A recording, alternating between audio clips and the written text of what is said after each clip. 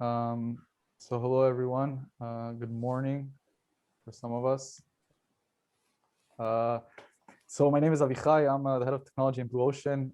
Basically, I'll just try and give a little bit about my background and experience at this point, so it could give some context to what angles am I coming from when I'm presenting this whole CISO approach, and basically I hope that it will be informative, and if you have any questions, feel free to post them on the chat, and we'll answer them at the end. Um, so a little bit where I came from, my previous experiences from Israel in the Israeli army.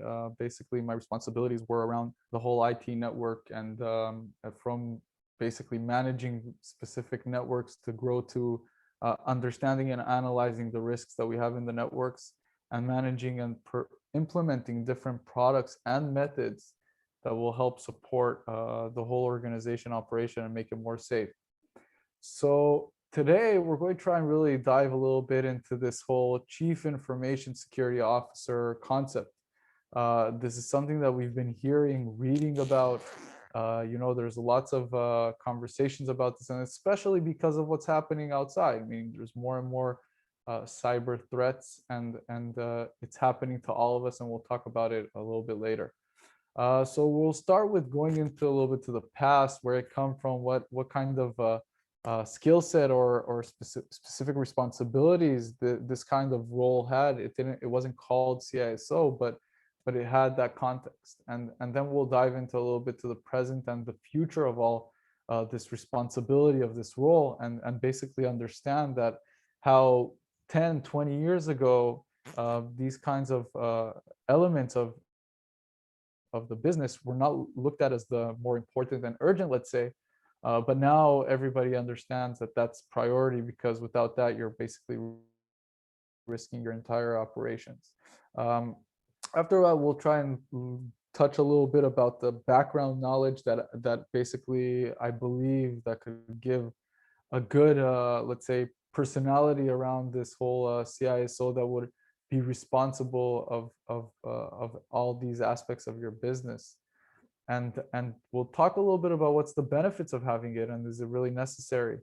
After that, I'll try and talk a few minutes about three situations, hackings, let's say, cyber attacks that happened recently, and try and maybe enlighten you all a little bit, and see how this threat space is just growing and growing.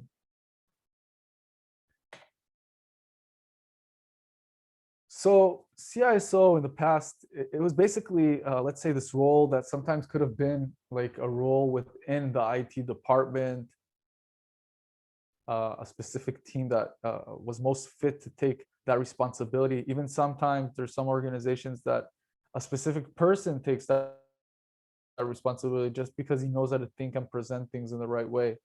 And it included basically like the ability to analyze the risk and the severity of the risks that are around us, and to plan out the disaster recovery plan, basically looking at the overall operation and defining what are the more key elements of our operation and that need to be taken care of, and basically investing more and more money into protecting or planning out how it could continue that whole operation.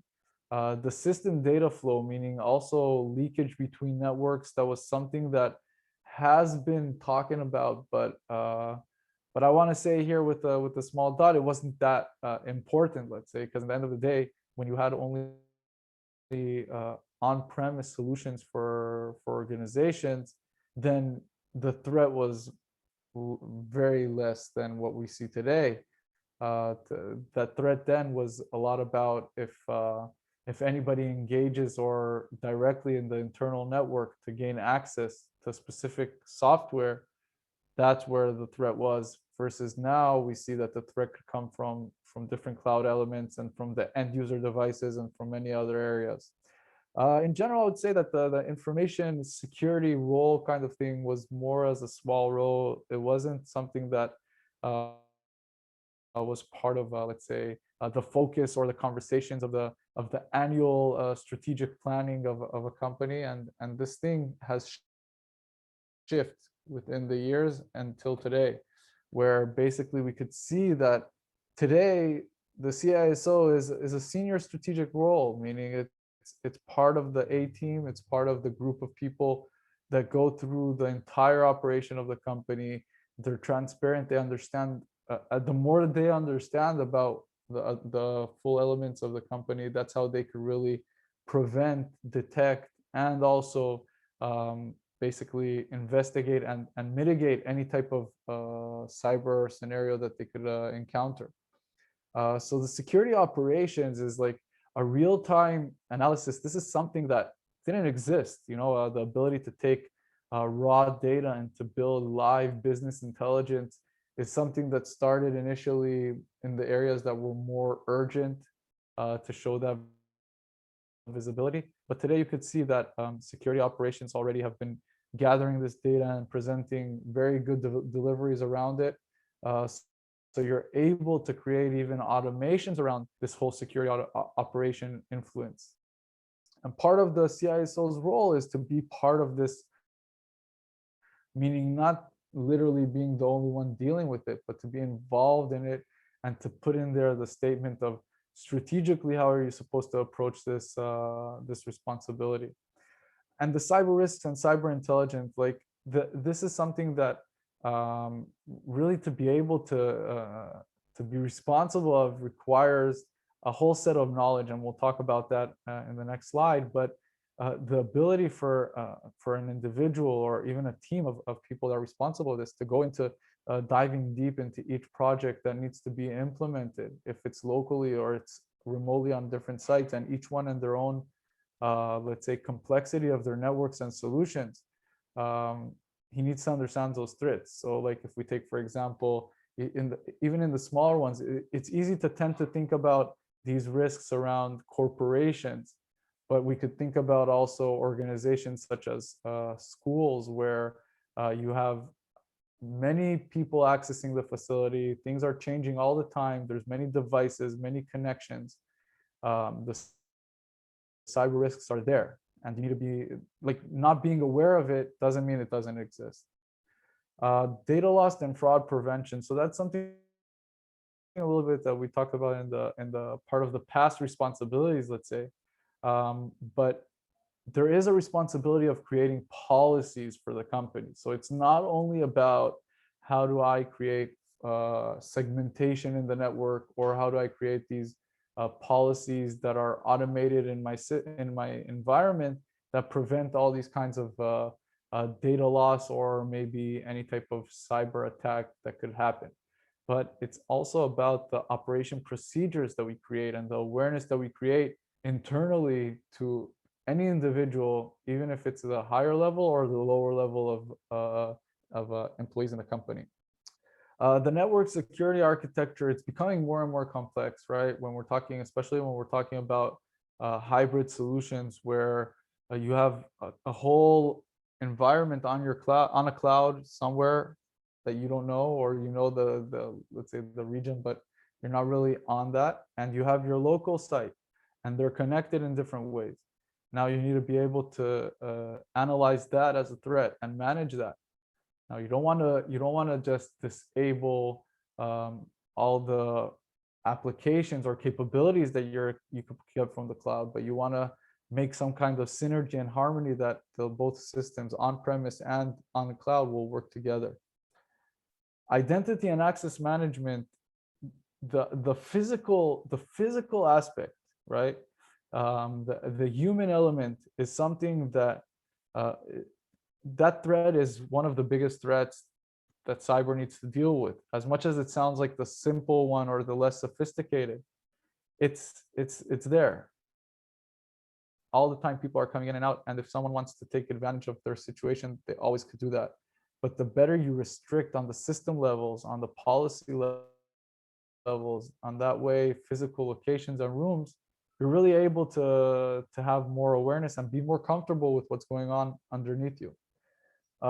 Program management, being more involved in the programs that are in the any setup that's happening in the company as a vision, as a strategy, that's part of the CISO.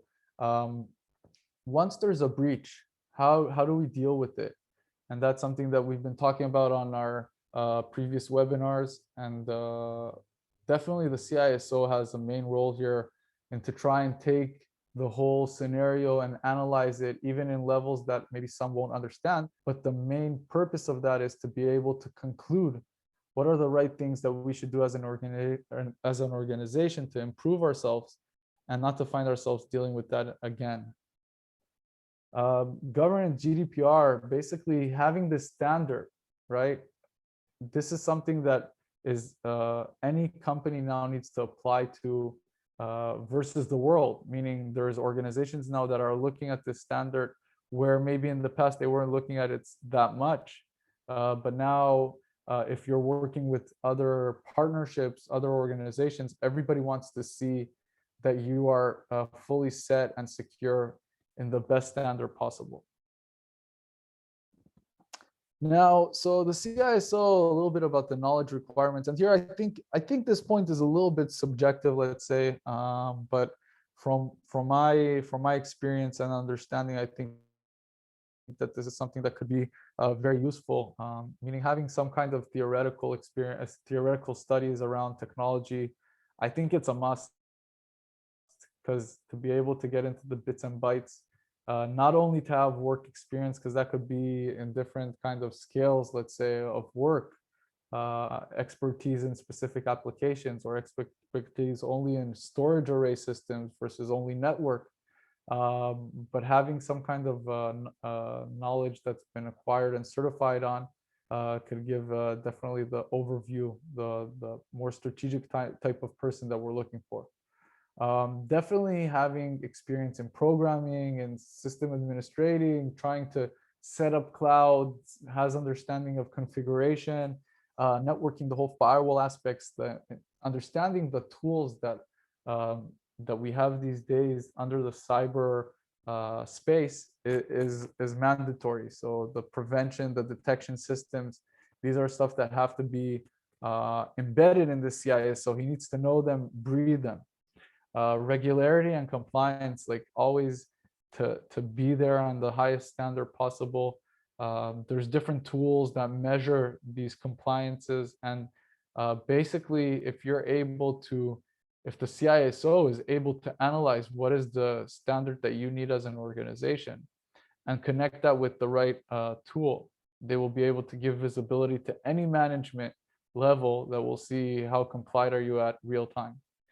Management skills. So this is kind of a wide kind of role, meaning this type of person or team will have to be able to communicate with different teams, with different level of people, and try and influence them also on the soft level, and not only on guiding different tasks and how to set up software, but also on the education and the awareness of all the threats that we have.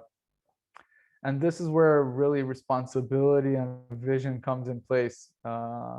We need this person to be someone that's pushing it versus expecting to be pushed by other management people, because to be able to take this to the next steps and to be always on top of things, you need to have that knowledge that we just mentioned. So as much as you reflect the management, and other people have their own experience and stuff, but to be able to hold the vision, it really requires the understanding of all the cloud complexities that are existed out there. And what does it mean really hosting a service somewhere, and what are the implications there? So what are the benefits of having such a talent, right? One person with this kind of strategic focus to secure the company and to make sure that everybody else could feel comfortable with their day-to-day operations, right? So maybe it will require a little like a little more conversations, let's say, around functionality versus security, because that's part of that role, meaning the CISO always has to wear the hat of security, even though his strategic point of view is to grow the business the same as others. But he needs to really be the one that's watching that everything will be safe and secure in a case, and look, it's not 100%, and if something happens, how to manage it. The national laws, if you're a company that's growing globally, or you have involvements with entities in different regions, you have so many regulations that are already set in place, but are just going to grow right now, meaning each region basically decided to create these kinds of authority organizations to make sure that everything is valid and in the highest standard. But for us as operators in these economies, we need to be able to fully understand what that means. So here I wanted to explain a little bit that there's also an alternative, meaning you don't have to have a full-time job, CISO on your site day to day working on it. It all depends on your threats, right? So analyzing the initial threat and what you need to be complied to is the first step. After you understand that, basically you're able to analyze how much time and effort will that require to get to that standard, and you could see that maybe having someone that's part-time job or working project based and could represent you and other clients as a service. There's also stuff like that, CISO as a service. Then that could be also a great solution for small, medium businesses, or even bigger businesses that just see things differently. So pretty much that was kind of the overview that we wanted to go through around the CISO. I just want to say that this role is something that, as much as we've been hearing and talking about this, maybe like for 2 decades, but right now let's say the responsibility and the importance of this role, and having this kind of person in your organization, or that knows your organization network layout, or state the way that things work, what's more important, what's less, it's mandatory. And we'll see now. I'm going to show a few cases that we had around cyber, and you'll see how this is something that could happen to any one of us any day.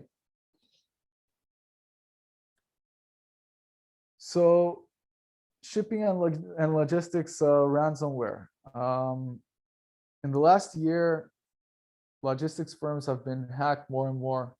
A little bit about what ransomware means for whoever isn't familiar of it.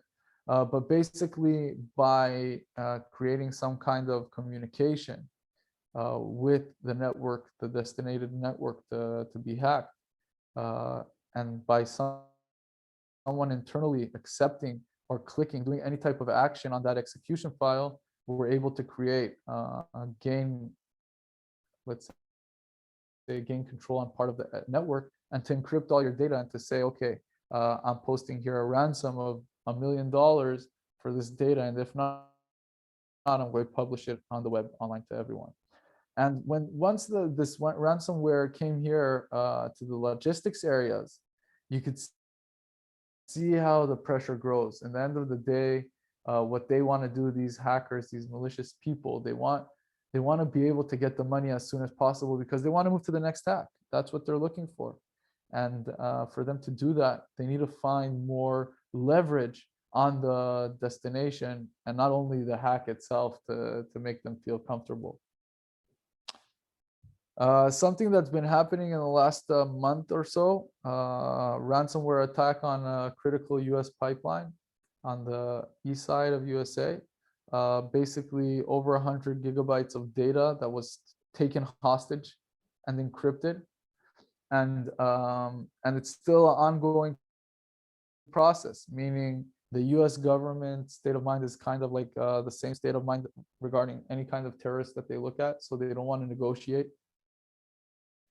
But on the other hand, the ransomware here, the data that's being hostage is data that is important to the pipeline operations.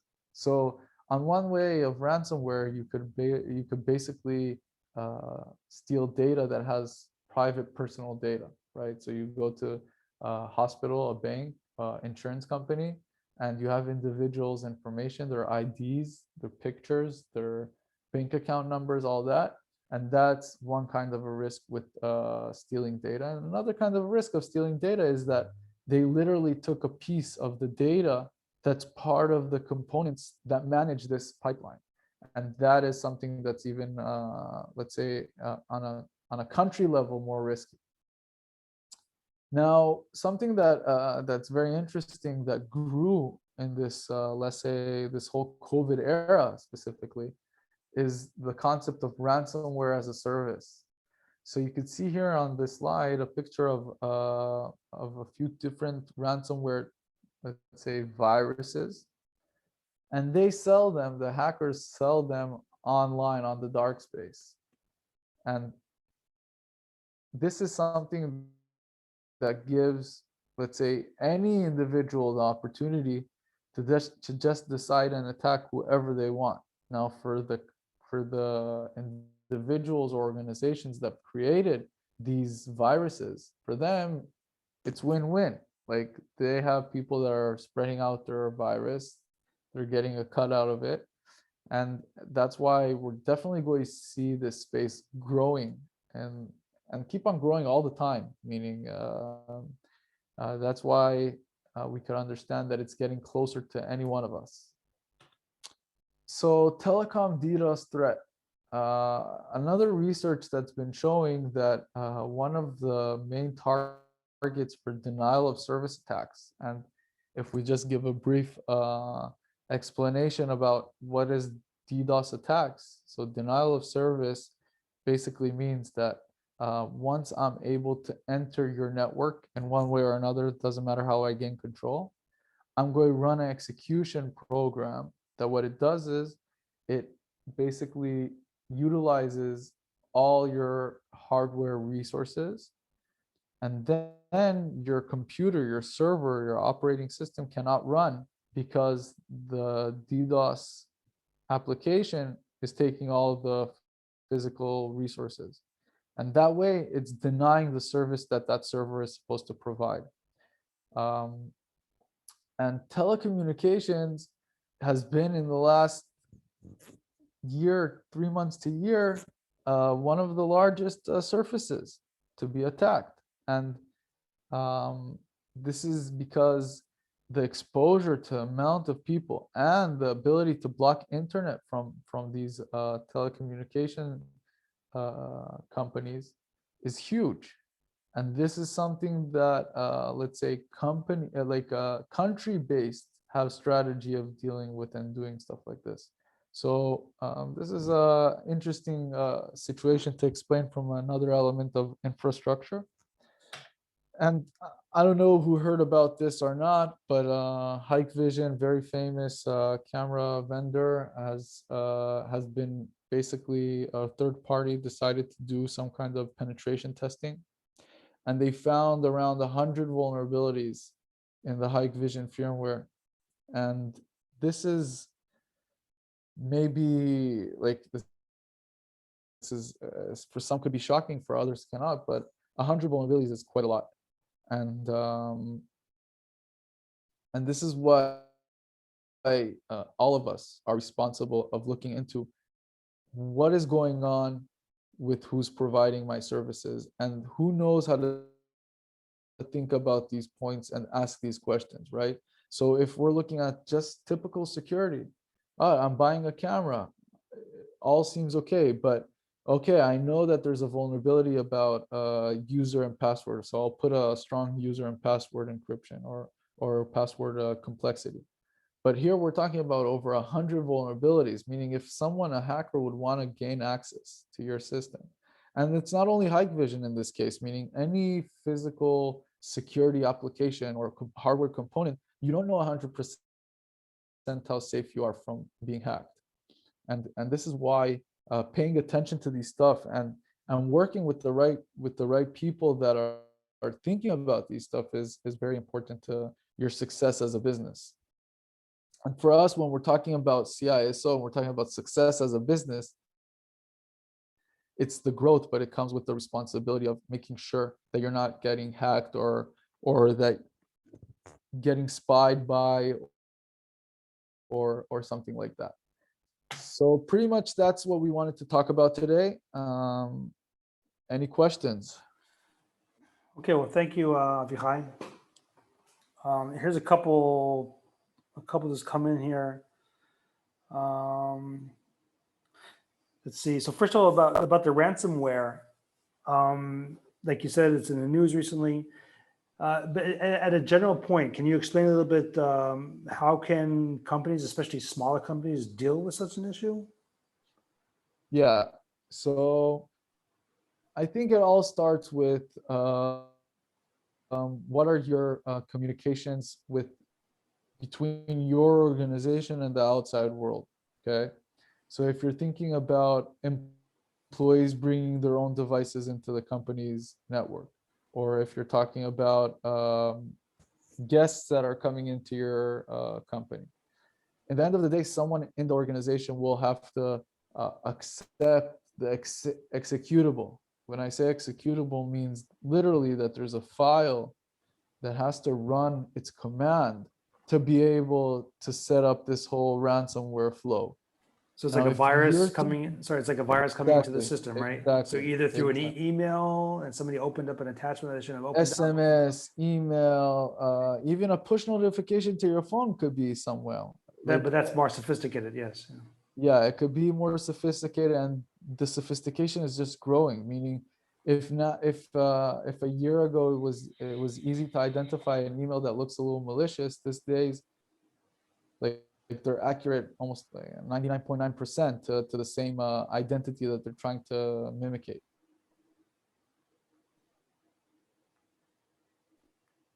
Okay.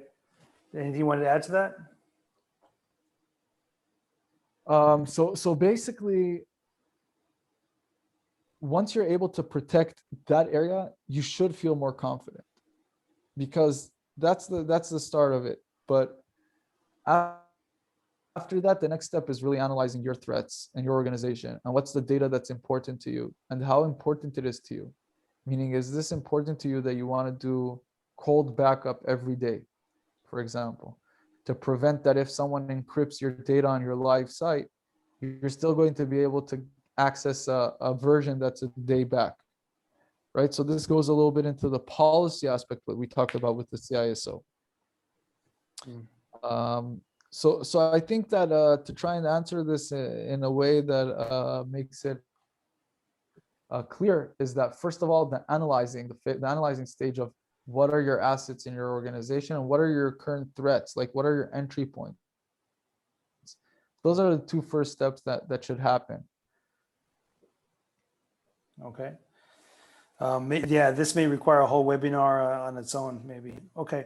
Next one here is just a general one. Like, can you add anything about the pros and cons comparing hiring like a full-time person versus working with a like a service provider? I'm assuming they mean like an external service provider. Yeah. So I think that there's a few ways to look at it. Basically, if you look at like a service provider, the advantages that they have is that this is what they're dealing with all the time and with a variety of organizations in a variety of locations.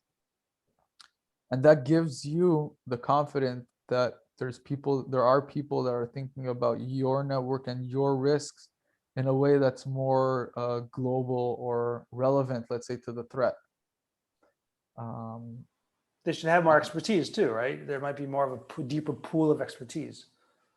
Right. So that is, I'm taking in my point of view, meaning it's like they fulfill 100% of the responsibility, and they know what they're not doing well, or if they're not doing it, and they know how to express it, versus having an individual that's doing it, and this depends. This is really like the variable is it depends on the person, right? But if it's someone that has a specific type of experience, like we tried to talk about the knowledge for the CISO, but if someone is too narrowed, then he might not be able to figure out some things that are basic.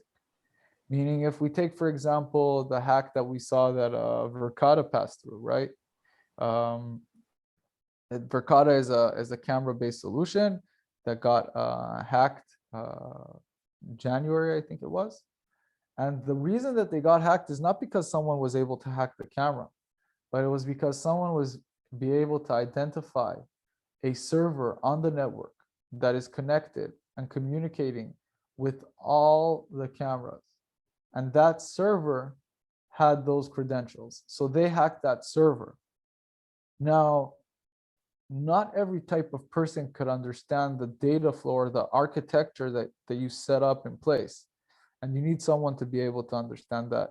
And that's why an organization that does this as a service or that has outsourcing services, they have the full set of people that could be involved in just the analyzing phase. And then you could go into execution and maintaining that policy.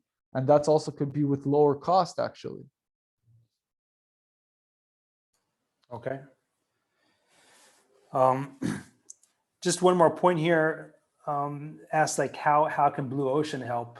So obviously the intention here is to help create more awareness, and I think we'll do more webinars or podcasts around this point. We believe that physical electronic security should not be limited to basic access control systems or camera systems, but security should be thought about in a broader sense. But just to answer that quickly, I'll do this, Avichai. There's a few ways that Blue Ocean can possibly help you in the market. One is that we as a company have a lot of experience actually providing embedded professionals in a range of professional capacity, including security managers and SOC operators. And we can also do this. So if somebody's looking to have somebody sitting with them all day, being their sort of outsourced but full-time CISO, that's something that we could possibly help with. Another is that we actually have some partners, mainly in Israel, that specialize in these type of services. So for example, if you wanted to do like a penetration test to your network to see where are your weaknesses, that's something that we can help with one of the partners that we work with. Third way, I guess, would just be general consulting. If there's a certain element that you would like to look at, that's something we possibly help with. Of course, all this is very, very, very tailor-made, and a lot of details here would have to be discussed. But that's just an overview. Okay, Avichai, I think that's it for us today. It was nice and short. Thank you very much for all this awareness, and thank you all for attending us today. We will be sharing a link to a recorded version of this if you wanted to share this within your company or to any friends or social network that you have. And so you should get that in your mailbox probably tomorrow. So with that being said, I wish everybody a happy Thursday, and stay in touch. Thank you very much. Thank you, everybody. Thank you.